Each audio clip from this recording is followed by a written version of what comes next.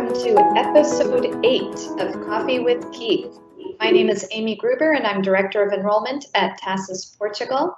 And we've been really looking forward to tonight's webinar for quite a while now because we're introducing some incredibly fun and dynamic and talented teachers. So I know we've got lots of students watching tonight as well, which is extra fun for us.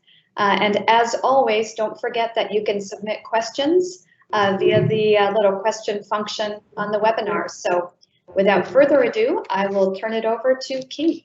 Thank you so much. Thank you, Amy. Good evening, all. Thank you for joining us for another Coffee with Keith, week 8. That means we open our doors in 15 weeks. We're all very excited about that. Thank you for joining us. In case this is your first time or you're a loyal subscriber, we're delighted you could join us. We hope to give you some information this evening and introduce some of our exciting faculty. Before I start, I want to say that I hope this finds you all well and safe. We recognize the past 3 months has exacted a heavy toll on people's physical and mental health, and in many cases, people's financial health. We hope with the relaxation of restrictions soon, we will allow our economies to return to some semblance of normalcy, and of course, that school will start in September. All right, before we jump in, I need to address something serious that many of you may have seen on our social media. Someone has posted ancient photographs of our board chair, a parent, who shall remain unnamed, Sammy Porka, yours truly. And I would like to find out who posted those photos without my permission. You've seen it. Gonzalez, our board chair, who you met last week, 2 weeks ago, sorry, is pictured at the height of his masculinity with a handlebar mustache and a leather biker outfit. I'm certain in its day it was an outfit that would have certainly been a lady killer.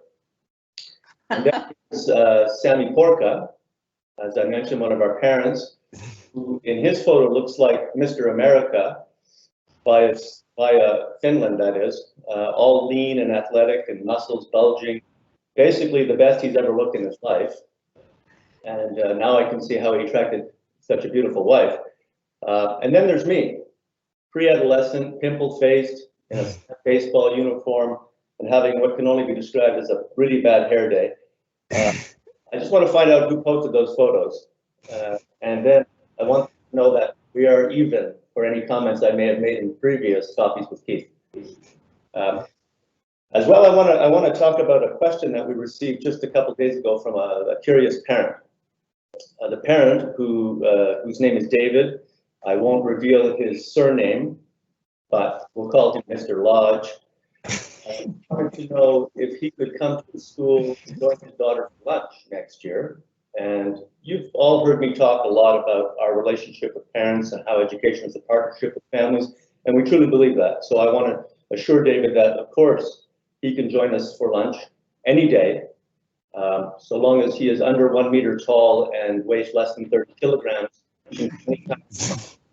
And I can assure you he doesn't qualify. On a serious note, I want to say that it's my honor to host these evenings, and that I need to care about plans for our building and the exciting plans for having what we believe is going to be the best school in the country.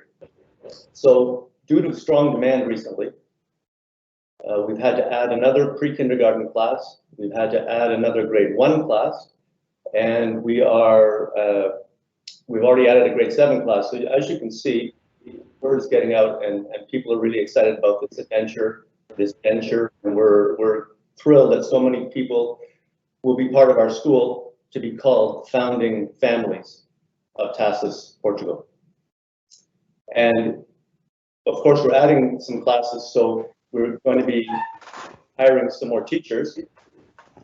And so if you know anybody who's just the most outstanding teacher in your child's current school, get them to send their resume to me. No, I'm kidding. That is not. We have some outstandingly qualified people who are going to be really excited to find out that we're adding 2 grades because they've been waiting in the wings to see if they get a place here at TASIS. All right, no coffee with Keith would be complete without a quick facilities update. Again, I'm pleased to report, after walking through the facility this morning, that we remain on schedule. If you've driven by, you will have noticed a significant transformation to the exterior of the building in preparation for our new facades to be affixed. As well, I walked the interior of the building and things are progressing quite nicely in the reconstruction. In fact, I saw the walls of my office going up this morning, and somewhat less importantly, the walls of some classrooms. Now, we have confirmed our designs for the outdoor classroom will accompany the Early Learning Center. We expect that construction to begin very shortly. The same is true for our indoor climbing center. And I was surprised that some students who I spoke with this week weren't aware that we had an indoor climbing wall. So in case you didn't know that, we have both a bouldering wall in the first 1.8 meters and then a top rope wall up to about, I think it's 4 meters or 5 meters. So it'll be a really exciting thing, and I'm sure it'll be a very popular club. And I've heard from many concerned people, concerned parents, that perhaps the facility won't be ready. And so that's why I give these updates. But it's also been fuel for our board chair, Fernando Gonzalez. Our board chair loves a challenge. And oh, I'm getting a message from my producer. Look at the camera. Oh, okay, sorry. Thank you, producer. Fernando Gonzalez, our board chair, has been involved in every major TASIS construction over the last 48 years. And when I tell him people suggest this building will not be ready, or as one parent recently said to me, there's no way this building will be ready in September, that's exactly what I love to tell our board chair, because that gets him cracking the whip with our construction crew. Not that they need it, but he told me as recently as this afternoon, he will prove everyone wrong, and this facility will be ready to go in September. So we're really excited about that. In Canada, we would say, and now the gloves are off. Okay, let's get to the program for tonight. Tonight on Coffee with Keith, we introduce 4 new wonderful faculty members, each bringing their own flair, experience, and enthusiasm. I'll introduce them one at a time, then we have a few questions that we normally ask all of our guests, and then we'll open it up, of course, to guests from our viewers. Joining us as a physical education teacher with over 10 years international experience in Europe, Asia, and Africa, Inesh Vilash has taught and coached children from different backgrounds, origins, and languages, including in national and international competitions. Inesh holds qualifications to instruct basketball, swimming, and dance, as well as step, jump, and aerobics, and probably some other things we used to do in the 80s. Inesh has studied in both Portugal and the United States and is about to complete her master's degree. Inesh will be teaching primarily PE grades pre-K through 3. Alfredo Silva joins TASIS Portugal as our physical education coach. He holds a master's degree in high performance sports training and a master's in physical and health education. Additionally, he holds teacher qualification from the UK. Alfredo's teaching experience has taken him around the world as a PE teacher in the UK, Abu Dhabi, China, Portugal, and most recently, the Miraz International School in Kazakhstan, where he's joining us from this evening, by the way, where I believe it is midnight. Alfredo will teach grades 4 through 7 PE, and he, along with Inesh, will lead our school competitive sports program. Next, representing the arts, we are excited to have Betty Urban join our team as a visual arts teacher. Betty arrived later in her career teaching after first working in marketing and public relations. Betty founded a full-service award-winning advertising agency in Los Angeles, California, and after selling the company, decided to become a teacher. Betty has been a middle school dean, an art department head. She has 20+ years of teaching experience in the US, Indonesia, Vietnam, and currently finishing up in Thailand, although she's returned most recently to California. And last but not least, Luis Sareva will teach performing arts at TASIS. He has a bachelor's degree in primary teaching with a music specialization. For the past 15 years, Luis has taught in public and private schools in Portugal, Angola, the UK, and Spain. Currently, Luis teaches music and movement and coordinates the extracurricular activities at the international school in Spain. He plays several instruments, including bass, guitar, drums, percussion, recorder, and ukulele. He's also a trained vocalist. Over the years, he's developed a special interest in musical theater and has gone on to direct plays such as Bugsy Malone, Charlie and the Chocolate Factory, Shrek, and Alice in Wonderland. And therefore, without further delay, let's get to the questions. All right, I'm going to ask the same question of each of you, and I think we'll answer them in the order in which I introduced you, if you can remember that. First, what drew you to international teaching and why TASIS Portugal at this point in your career? And that's a question we've asked all of our guests on Coffee with Keith. So we're going to start, I believe, with Ines. I was looking forward to expand myself in both personal and professional ways. And I believe that international teaching is the catalyst for leading change once it builds upon connections.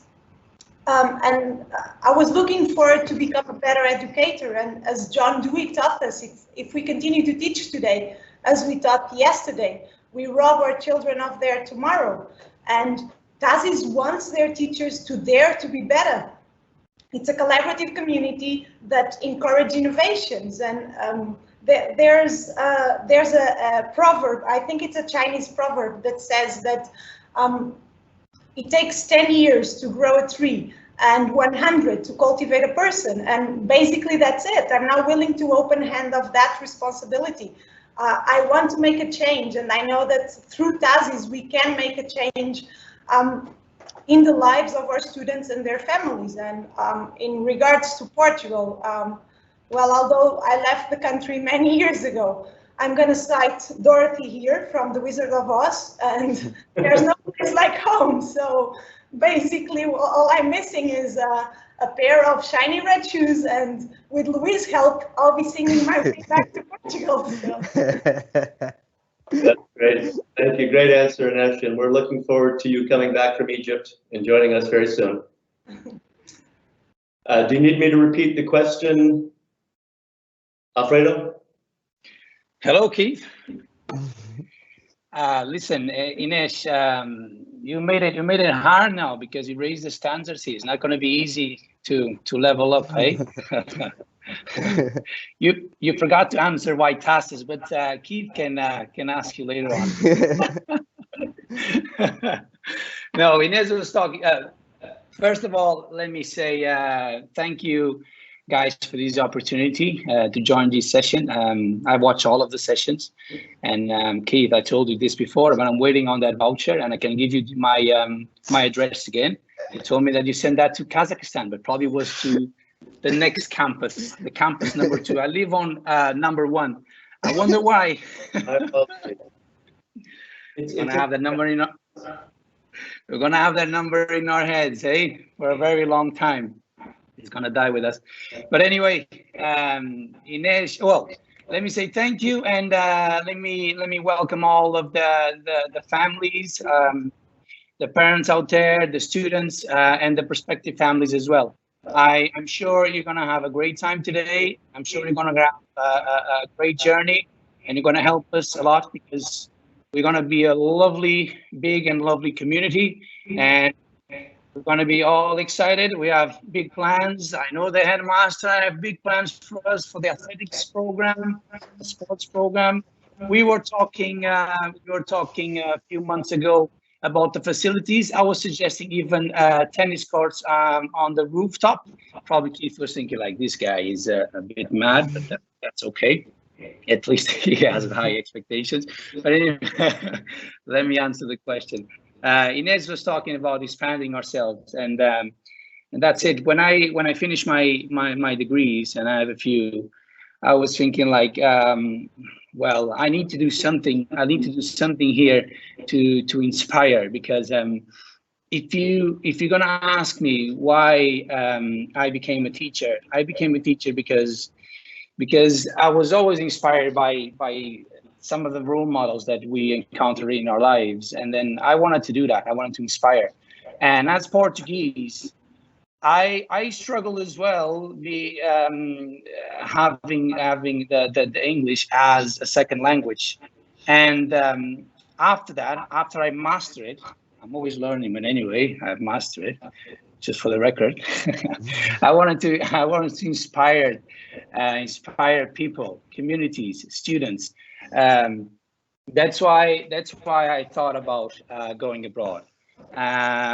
England was really nice, really exciting, really tough, and it was great in a way because we can always see the bright side of things. In every challenge, there's an opportunity, and you can have a lot of fun along the way. That's why I went to Abu Dhabi. That's why I went to China. That's why I went to Kazakhstan. It was great. I learned a new language. Well, just a couple of sentences in Chinese and Kazakhstan, but anyway, I became a far better teacher than I was before, especially because you always have to evolve. There's no other way. You can't hide. You can't hide at home. You need to turn around. You need to evolve. You need to study. You need to research, and I've tried that. So why TASIS afterwards? TASIS is going to be our baby. We're going to be part of the foundation. We are the foundation, actually. And you know, what can be more beautiful than having a baby in our hands and educate the baby and see the baby growing, you know, and have our thoughts and expressions and ideas, you know. That's why I chose TASIS. And listen, all of you guys, parents watching, you know what I'm talking about. It's Portugal, it's Sintra, it's beautiful, it's smooth, it's warm.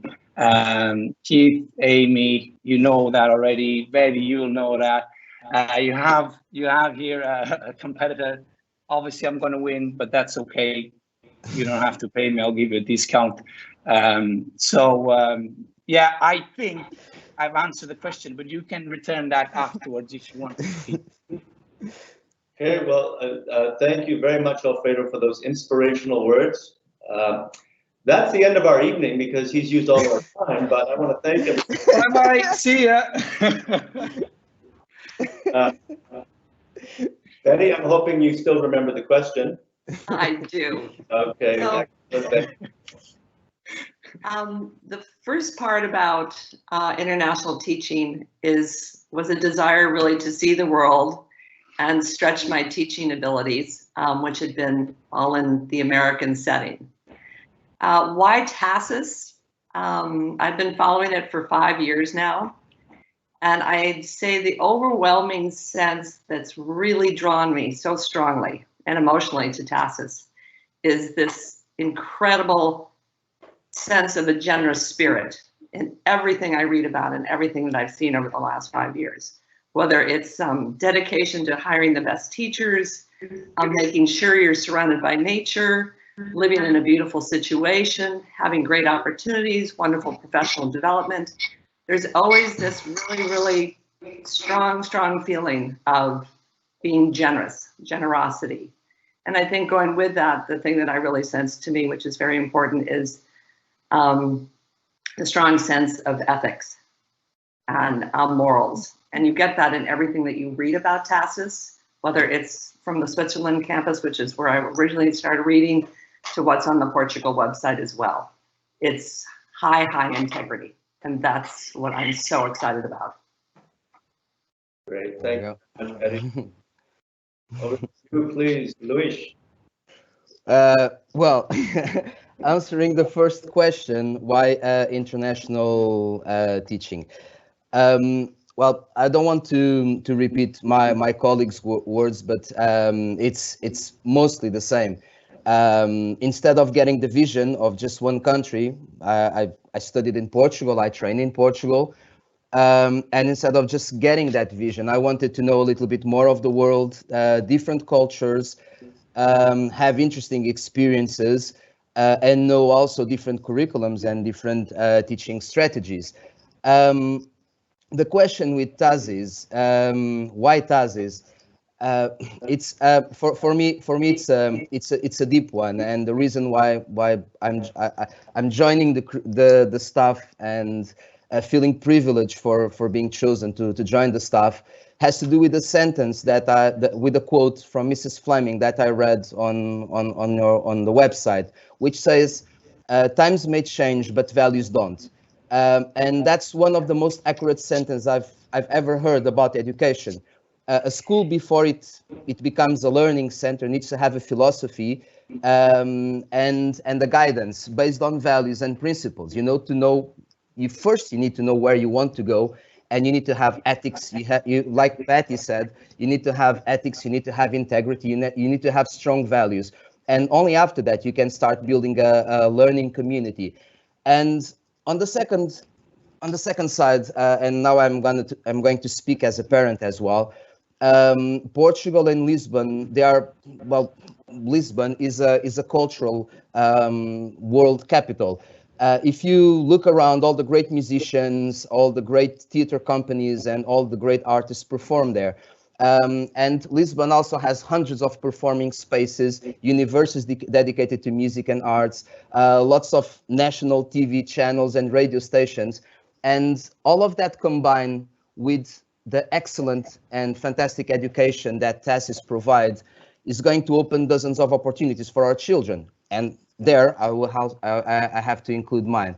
So those are that's the main reason why I chose TASIS. I think it's going to be a fantastic place to be, and I feel privileged and blessed for also being part of that. And as Alfredo said, it's a baby that we are going to have the privilege to see growing up since from the very first beginning, and that's challenging but tremendously emotional as well.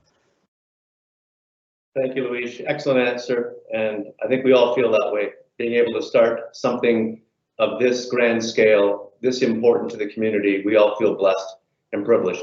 So thanks for recognizing that. You also talked about the school having a philosophy and needing a philosophy to see its way forward.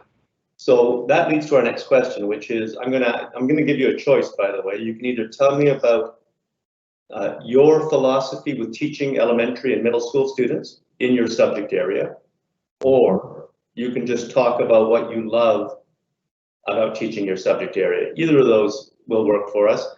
And we're going to go in reverse order. Thank you. Requesting that. And so, Luis, over to you. Well, I will go more into my subject area. I think there's a lot of students and parents out there curious about waiting to know about what we are going to be doing and what we are looking at. The first thing that I have to say is that I believe that every child, well, actually every human being has a performing arts potential. And by saying this, I don't expect that every child that comes through the door will become a professional musician or actor. But I do expect them to find, each of them to find a light and passion in the very different opportunities that we are going to provide them in performing arts. So the main idea with the performing arts is that we take children to the stage. The other day I heard, I was watching one of your coffees, and you spoke about confidence and growing confident children. And if we teach just small pieces in performing arts, if we have a very limited curriculum, we are always going to leave children on the sides, because not everybody likes the same things and not everybody is going to follow the same path. So at TASIS and with the performing arts curriculum, we are going to try to open it as much as possible so that all the children, all the students feel included in what we are doing. And by saying that, for example, in the pre-K lessons, the lessons are going to revolve very much about singing, dancing, playing instruments, doing drama games. From grade 4 to 7, we are going to have music technology with GarageBand and collaborative work on soundtracks. So, for example, if a student is more interested in that electronic dance music, for example, that's going to be a gateway. That's going to be an open for them. And then we are also, of course, going to have singing lessons, instrument lessons with percussion groups. We are going to have recorder lessons, ukulele, orff ensembles. We are also going to have 2 choirs, one infant choir for pre-K children to grade 1, and then we are going to move with a big choir from grade 2 up to grade 7. I currently run a choir with 75 children. Sometimes we are 80. And I expect to have the same numbers in Portugal, because the way that we do the choir is a little bit different than the traditional choir. So I think everyone is going to be engaged. One of the things that, of course, when we are teaching music and performing arts, as I said before, it's the main goal is to take the children on the stage. So we are going to have lots of performing opportunities for our children as well. We are designing now an after-school club that is going to go around the School of Rock. So children are going to have the opportunity to learn how to play guitar, how to play bass, how to play the drums. And with those rock bands, the idea is to take them on the stage to perform. The way everything is being planned, each child is going to have the opportunity to perform at least three to four times during the year. That's the minimum that we expect to put them on the stage. So, for example, with Christmas plays, with talent shows, with the rock band performances, with choir performances, midterm musical performances that come from the classroom-based activities. So what we do on the classroom needs to come out and needs to be shown to the community and shared with the parents and with the rest of the school. And of course, the musicals that we are going to be doing for grade 4 and 5 and for grade 6 and 7. Before I finish with all of these projects, don't finish. Carry on. I would just like to say one of the things that I'm really looking forward is to know the TASIS community and contribute to the community events. It's one of the things that gives me most pleasure and joy is when I put the children on the stage, when they go on the stage to perform, and we have the parents watching, we have the grandparents. It's when everything comes together. It's when music as a whole makes sense. So it's the social part, the therapeutical part, and the performing part, but at the same time, the social gathering and the connection that we can get into the community. And I'm really looking forward to put those events on a stage. And I'm really looking forward to welcome all the parents and the Parent and Teacher Association as well, and get together to build a really, really nice performing arts department and school. Excellent answer, Luis. Thank you for that. And remind me to remind you at some point that we don't actually have a stage. We will. Great answer, though. Yeah, it's excellent answer. We should chat. By the way, you talked about your choir. This is one of the things that intrigued me about you. You have a volunteer choir at lunchtime, and yes, you have more than 70 children to volunteer their lunchtime, which I think is exceptional. Because you mentioned so much about choir, will the staff get a chance to be part of a choir? The reason I ask that is because you may have heard of have you heard of the 3 tenors? Yes. I would hope so. I don't know if you knew this story, but there was supposed to be 4 tenors. Then I decided to get headmaster. But anyway, we're looking forward to the choir for the staff as well. Oh yes, you have my word that we will put a choir. We will put also up a staff choir. We just need to find the right notes. Some people can sing 8 notes, some people can sing 12, some people can sing just 3, but we will get them. Some of us can only sing 1, but we'll find a place. We're going to move on. Thank you very much, Luis. Thank you. Last time we're backwards, so I think we're at Betty. Okay.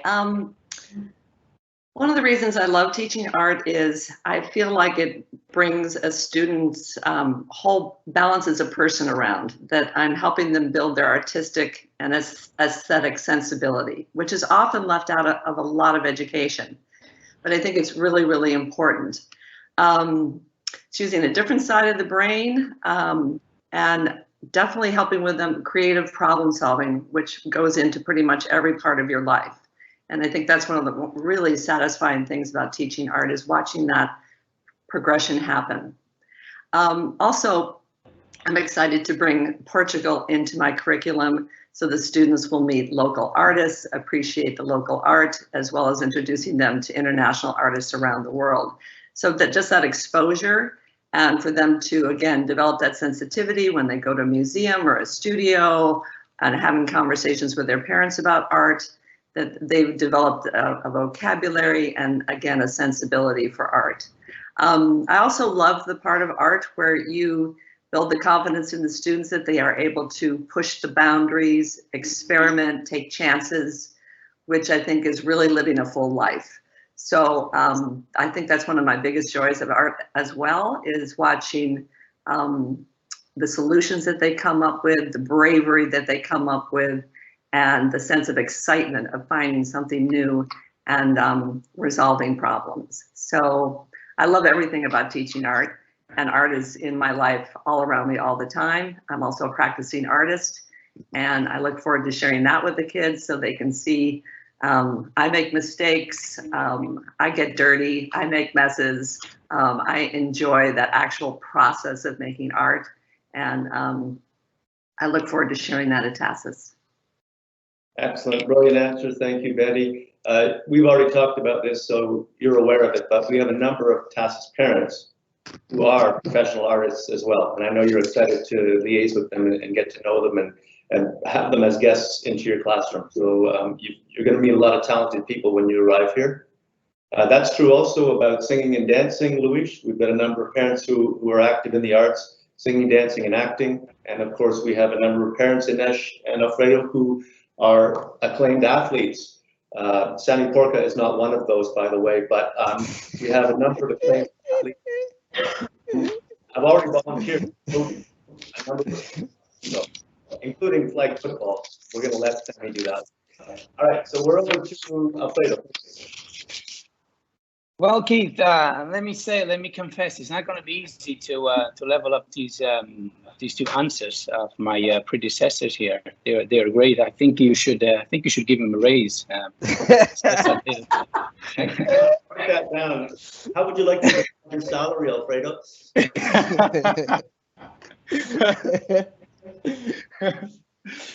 No, I'm okay.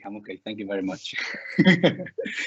No, answering your question, probably I'm going to answer both in the same sentence. But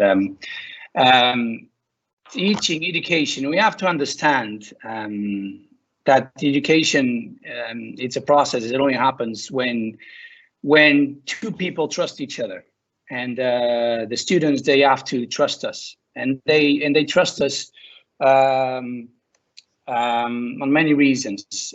First of all, and you talked about it many times, we have to be expertise on our fields. If we don't know the answer to these questions, they're going to doubt. They're not going to trust us in the long game. And I'm proud of that, because you believe in that, and hiring me made me think that I'm really a guy that knows his stuff. Another thing is that they trust us when we somehow inspire them, when somehow we are role models, when you have that passion, and when we work on those beliefs, education happens. I mean, we can deliver content, but they're not going to learn if they don't trust us, if they don't feel that we have that knowledge. That being said, physical education is not only about performance. It's also about having that knowledge. For example, with the core knowledge, let's say, we can't talk about, in history, for example, we can't talk about monarchy if you don't know what it is, a king, right, or a queen. And it's the same with PE, for example. We can't ask them to tell us something more about decision making, a situation that we have in our lessons. For example, if we teach in teaching games for understanding models based practice, We can't ask them to talk about decision making if they don't know anything about tactical awareness, even about the skills, And in a peer lesson, we can plan it through. We can make them know and understand. We can make them plan. We can make them perform, obviously, and we can make them reflect. And at the end of the day, they have to have fun, but we have to provoke that. We have to provoke familiar situations for them to be lifelong learners. That's what's all about. Our community, we will promote that. We'll develop that. We'll let them take risks, and we're gonna empathize with their failures, and then after that, they're gonna be resilient. They're gonna get over it, and then they're gonna learn. When I had my interview with you, and this is a shout out to you, your excitement about TASIS made me really think that I'm on the right path, that I took the right decision. Because after 10 minutes, we were talking about the facilities. You were showing me the facilities. Obviously, after 10 minutes, you thought like, this is a great guy. This is the guy for the job, right? But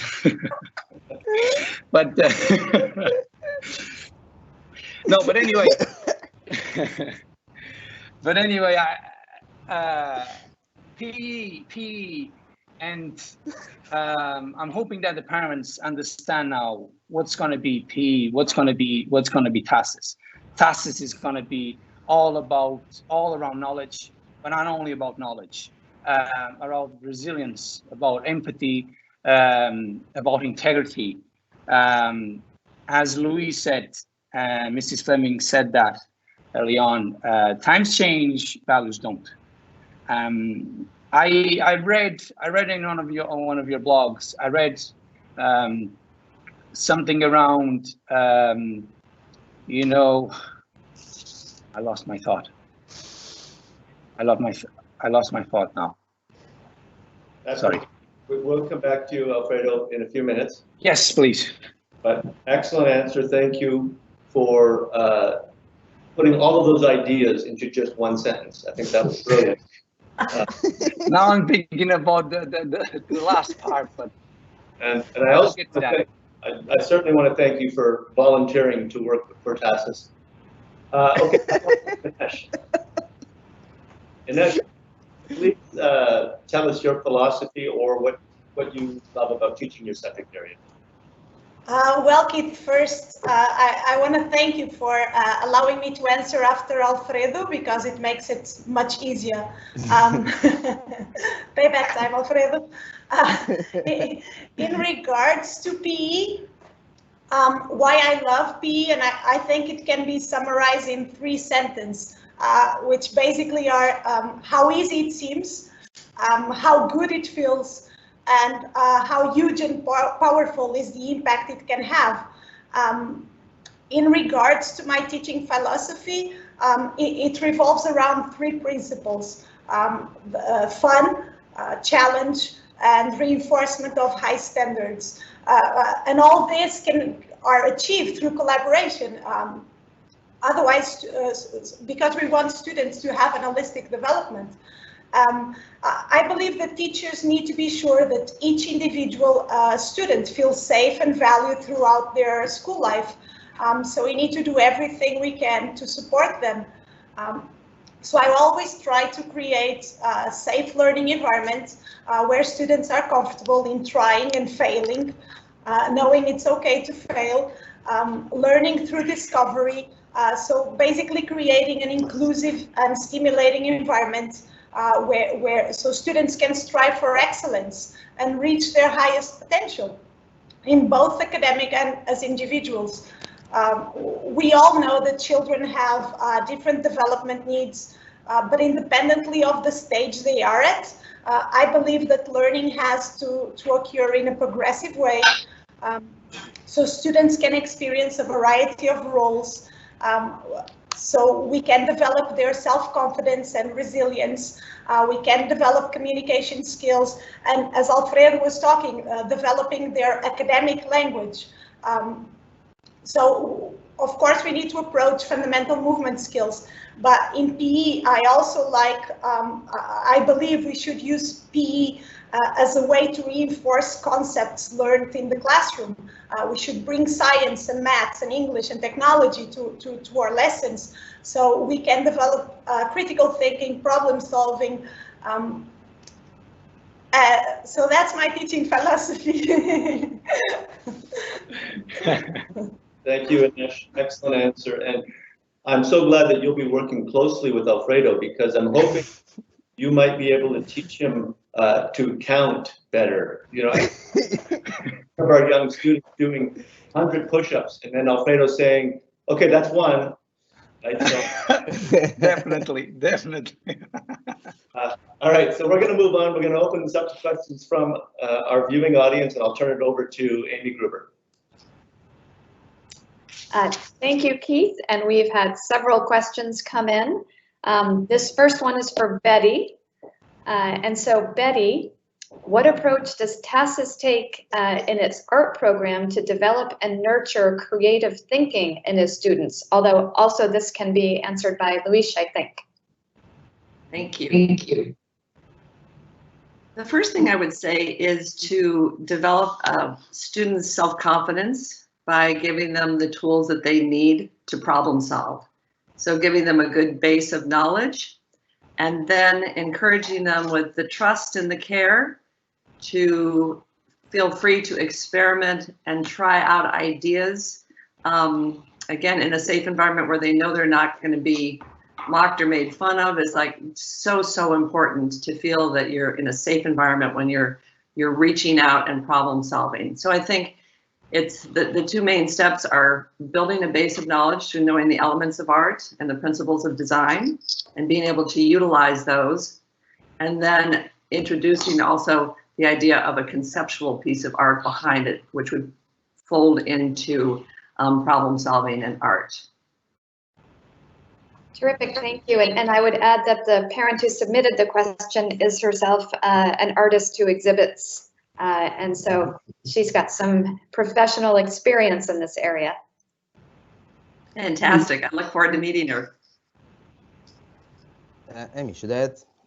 I would love for you to. Thank you, Luis. Oh, thank you so much. Well, in terms of building the confidence, there's something that I tell my students all the time when I'm preparing a performing arts show, whether it's a musical or whether we are going to go on the stage with the choir. I would like to just give this small example. And the thing is, I always tell them, listen, some of you are preparing yourselves to be actors. Some of you are preparing yourselves to be musicians. But some of you want to be football players. Some of you are going to be doctors. Some of you are going to be lawyers. Some of you are going to be teachers. Not many, because otherwise we can get unemployed. But, well, competition, you know. But, well, if you are successful in what you are doing, you are always going to end up to have the will to share that with other people. You will have to speak in public. And so while some of the children in performing arts, some of the students in performing arts, they are preparing themselves to be musicians, to be actors, the other ones are building up their confidence so that when they get successful on their future professions, they already have that base, and they already have that confidence, and they already have that training of speaking in public and performing on the stage. Because in the end, when we are speaking in public, that's what we are doing. We are performing. We may speak from our hearts, as we are here doing, but in the end, it has to do with performing. In terms of creativity, we are developing a curriculum on GarageBand and on Soundtrap. That's going to be one of the key points for creativity, so that they can start the students on the upper levels start creating and composing their own music. That will also happen on the Rock Band on a later stage. For the younger ones, well, creativity is always there. When you ask them to improvise in the middle of a song, they are already creating. You know, improvisation is creation. So it will be all part, all in all the stages of the music lessons and the performing arts lessons and projects that we are going to develop. That's wonderful. Thank you, Luis. And right after you introduced yourself earlier, one of the parents wrote in and said, a comment for Luis. I'm pretty gobsmacked at the program he described and very excited. I'm sure the children will love it. And what a refreshing commentary from him. Congratulations to Luis. Thank you. And then the same parent just wrote in again and said, now I feel I must say something about the others. Luis was lucky to go first, but I'm really impressed with the whole team. So it's a pleasure to share those nice comments. Thank you so much. And I will now move on to some questions for our PE team. This parent would like to know from each of you, what is your favorite sport and what is it that you most look forward to teaching? And I can answer that. perfect, thank you. I know, Inez, I'm waiting for your deposit. Well, is this question coming from a Portuguese guy, an European guy, Amy? It was anonymous. All right. Well, it's football in Europe and soccer in America or Canada, right? But that's an obvious answer for myself. I used to be a very poor semi-pro. I used to put it like that, you know. So that's soccer. But listen, to be honest, soccer is really it's the hardest one to teach because you have, you know, high expectations, and obviously we have to differentiate, you know, and it's hard to cater that to the children's needs. So it's really hard to teach. I don't know if Keith agrees with that because he was a coach for more than 30 years. Is that Keith? It's hard to differentiate. Yes, Keith? No, I have no comment. I'm only 29 years old, so I think that's enough. However, please carry on. You look gracious, very young. You look awesome. I want to know the name of your gym, Keith. I told you that before. No, but anyway, I'm very excited to teach a lot of sports. Obviously, we have preferred sports. I have that passion. Soccer is really my big passion.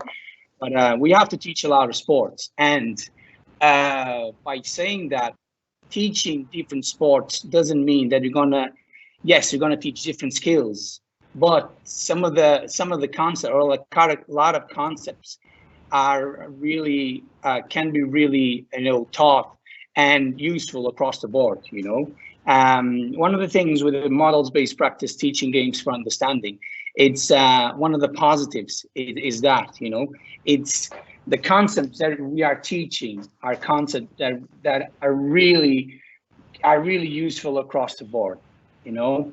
And under that premise, we always obviously have to master ourselves in many topics, in many sports, and hopefully I will teach in the best way obviously I can, and I will teach in a way that the students will have fun. But it's not going to be roses. Obviously, I'm going to provoke them. They're going to be in unfamiliar situations because otherwise they're not going to evolve. You know, they're going to be in a lot of group-based projects there. They're going to plan. They're going to reflect. We're going to have introverts and extroverts, and that's the thing. A lot of extroverts, they don't really talk that much in the beginning, but they're really smart. You know, doesn't mean that they're not smart. They're really smart. Most of the time, smarter than the extroverts, because the extroverts they know the answer straight, but that doesn't mean that's the right answer. But they have a great attitude, and a lot of times, and let's be honest, it happens with us as well. When we sometimes somebody asks us a question And that happens being a human being. Doesn't have to be as a teacher, but sometimes we don't know the answer, but then we are so firm with our answer that people believe in us, you know. And that's the thing with the extroverts. They have the attitude. They are confident. They answer it. So as teachers, as educators, is our mission to really tailor that attitude into a more paused, thoughtful answer that's going to lead to the proper answer. And then our mission with the introverts is to make them flourish, to make them be more confident. And then how can you do that? We can do that by empathizing with them, because it can be overwhelming, especially with the being ESL students, you know. But that's our goal there, with the scaffolding, pre-teaching when needed and all that. So it's our mission to do that with the extroverts, with the introverts. So yeah, that's it. And I can't really remember the question. What was the question? Thank you, Alfredo. And I think we now know that you're a philosopher in disguise as a PE teacher. And Amy, I didn't sleep. I didn't sleep since our training session, since Tuesday. I'm going straight to bed after this, because I was studying all of these. I will send it over to Ines now to answer the question that was posed, which is, what is your favorite sport, and what are you most looking forward to teaching? Oh, so thank you, Amy. After Alfredo's answer, I thought I had misunderstood the question, but not. You can give me part of your salary, Inez, no problem. In regards to the sports I love the most, basketball and swimming. In regards to what I'm looking forward to start teaching, well, that's start teaching. That's the answer. I don't mind what I will be teaching. I just want to start teaching. It's looking forward to it. Terrific, thank you. And we have a question for Betty. And this is another parent. You have so many parents here who are involved in the art world. You're very lucky. Who happens to run a gallery himself. And he would like to know if contemporary art will be explored. Yes, absolutely. I have to say it's one of my favorites. And I do have actually a small collection of contemporary art. And my mother was an avid collector as well. Yes, I had many, many favorites. Ellsworth Kelly, David Hockney, and that will definitely be included in the curriculum, as well as historic artists, because it's so important to convey how art reflects the time that artist was working on that piece of art. It's really a history lesson about what was going on, what's being communicated. It's just such a beautiful way to study history. And of course, the contemporary art we will study, so we're understanding what's happening right now. And I'm sure it seems that actually right now there's a lot of art coming out of this whole COVID experience. And that will be very interesting to study as well. So yes, I'm very, very passionate about it, and I can't wait to share it. And I can't wait to come to your gallery. Thank you, Betty. And we have a question for Luis, who I think has recovered from his laughing fit after Alfredo's epic answer. So the question for you, Luis, is will you do productions involving different grades, different year groups? Yes, definitely. So on the plan, what we have is the Christmas plays for pre-K.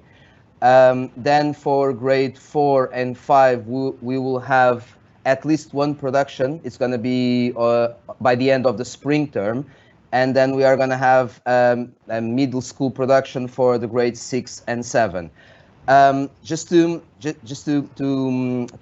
clear just one thing is that the word that people are going to hear most from me is, or the expression is, it depends.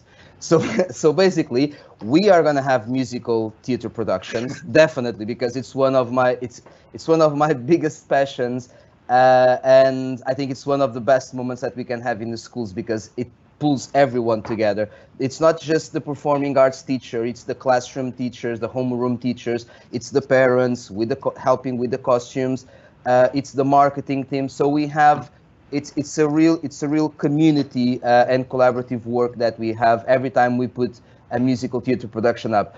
The thing on it depends on the number of children that we have in each year group. And why? Because we want to give them as many opportunities as we can. So if we can, for example, do a play, a musical performance, a musical theater performance, just in grade 4, and we can get all of them to perform with quality and going on stage with confidence, then that's how we are going to be doing it. If we have like in 2 classes, 2 grades, and the classes have a number between 20 to 40, we can do a whole show just with those numbers. If we have bigger numbers, then we'll have to split into 2 different performances. But yes, definitely that is going to happen with all year groups that we are going I'm going to be working with, and I believe that with the other music teachers, it's going to happen the same thing. So this is something that's going to be embedded in the TASIS culture. Thank you for that answer, Luis. Keith, I know we are getting close to our 8 o'clock hour, and we do have a handful of questions left. Would you like me to continue, or? Yeah. Why don't we make time for 2 more questions? If people will indulge us beyond 8 o'clock, I realize it's 4 minutes too. Thank you. This question is for our PE team, so I will send it to Ines first and see if Alfredo has anything to add after. Would you agree that team or group sports are a great way to teach life skills such as cooperation, not being the one everyone talks about, quote unquote, and helping students achieve success and also deal with frustration? Yes, absolutely. It is a wonderful way to teach students about frustration, and they're going to face it. It will happen. And dealing with it, the way we deal with it, basically we have to model it. Students normally don't know how to react. So modeling, doing role play on this situation, explaining to them, speaking out, how would they act in a specific situation, which alternatives can we come up with. It's for sure really important. But also the other side that the parent has mentioned on the question. So team sports, they develop not only the self-confidence and communication skills, leadership skills, but also resilience, and it teaches the students to be risk takers. So yes, it's absolutely important. And now I know Alfredo has 30 minutes more to add to my answer. So. Sorry, Ines, I have nothing to add. You're great. No, yes. I can add. Sorry. I was going to ask a quick follow-up question to both Ines and Alfredo. I'm going to read 4 words, and I would like you to tell me in rank order how important they are to athletics in general. So here are the 4 words. It's dangerous. Skills, competition, fun, fitness. Rank order those in your own order, please. Skills, competition, fun, fitness. Oh, sorry, Keith, I have to ask, are we talking about a competitive way, or are we talking about normal teaching? I'm talking about general sport and PE in the school setting. I can answer first if you want. Yeah. So you said you asked about skills, competition, fun, and fitness. Skills, if you can have fun teaching those skills, better. And then, so skills with fun, if possible, and we're gonna make it possible, obviously. And then competition and what? Sorry, Keith. And fitness. Well, it's gonna be great if we can teach skills with fun and develop our fitness levels, you know, so we can embed all of those three. Competition, if it is in a healthy way, I think it's compulsory, I would say, you know, if it is in a healthy way. That's how we teach how to be a role model, you know, and how to be resilient, and how to communicate, and how to fail and get over it, and how to support the guy that failed, you know, because obviously we can't be all as skillful as, you know, Cristiano Ronaldo or something like that, you know. So obviously we're going to fail, and obviously we're going to be frustrated, but we are there to tailor their personality, you know, and we're gonna deliver that responsibility with some students over there, with the extroverts, you know, because in that way. I'm going to interrupt you just because we're almost out of time, but thank you for that. I'm going to now pass it to Ines. And Ines, you notice that Alfredo took the most cowardly route. He combined all three into one, and then really didn't make any commitment. So I'm going to ask you to actually rank order those four things as they're important to you as a teacher. Thank you. As you said, Keith, as a teacher, for me, fun comes first. Because I believe that if the students are not having fun with what is being taught, then I have a serious problem. So I need to tailor my teaching. So fun comes first. And once I have acquired the fun part, and I'm talking about fun, not amusement. I'm not there to amuse the students, okay? So once we have the fun, then yes, I can move on to start teaching some skills, which is crucial, especially at young ages. And then as the students progress, then yes, it comes the fitness, and lastly, the competition. At older ages, then we will also have the sports-specific skills, which, from my understanding here, would be the competition and the fitness part. So competition would come last. Okay, good answer. Thank you for that, Ines. Very concise. I find it interesting that you threw in that you're not there for the students' amusement. Correct me if I'm wrong. You used to have. You're wrong. You used to have a job as a professional clown. Is that incorrect or is that correct? It is incorrect. Can you share the picture, Keith? We have to be honest here, Ines. We have to be honest. Come on, Keith. Question over to you. I just wanted to add, because we are out of time, but there are a number of very specific questions. So Keith, how would parents know, or when will they know exactly which teams we will have this year? We have questions, will we have a football team, volleyball, tennis, track and field, or other competitive running activities? And so I know you are working on all of that, and you're working with Ines and Alfredo on it, but can you give a little bit more insight about that? What we can say is that we haven't yet fully enrolled all classes. And so it's difficult for us to know how many tennis players, how many football players, how many volleyball players we are going to have on our campus. The admissions office, that is your office, Amy, will be polling our students and parents both for sport and club activities, I believe at the end of June. And then we'll be able to see what our critical mass is for each of these activities. We have the capacity to offer teams in any of those areas if we have interest. Fantastic, thank you. And we are out of time, and I apologize to the questions that we did not have time to get to.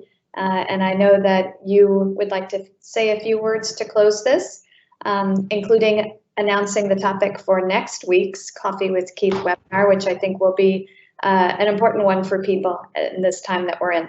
So thanks everyone for attending. It was a pleasure to be on again. Have a great week. Thank you, Amy. Amy, parents can submit questions for each of our panelists, our teachers to answer, and they will get back to them by email, I assume, over some period of time. Amy? Yes, oh yes, I thought that was, you were just announcing that. Thank you. Yeah, okay. That's an invitation in case you didn't get it. We had a big crowd tonight.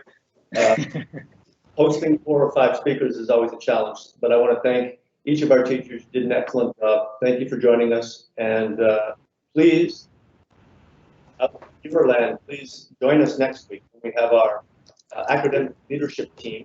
Andrea Balaz, who is with us here at the campus. Erica Harrow, who will be joining us from California. Erica was on last month. And in place of Carrie Trigg, who is our Early Learning Center director, we'll have someone representing the Early Learning Center so we can talk about our plans for e-learning, should it be necessary in September or should it be necessary over the course of various times next year. We expect that we will likely have to look at a blended model of instruction based on what other schools are anticipating. So hopefully not, but we will have a plan in place, and these professionals will talk about that plan next week. So we look forward to seeing you then. Thank you, everybody, once again for joining us. Always our pleasure. Have a safe week. Thank you. Have a lovely you. weekend. Bye-bye. Thank Thank you. you. Bye-bye.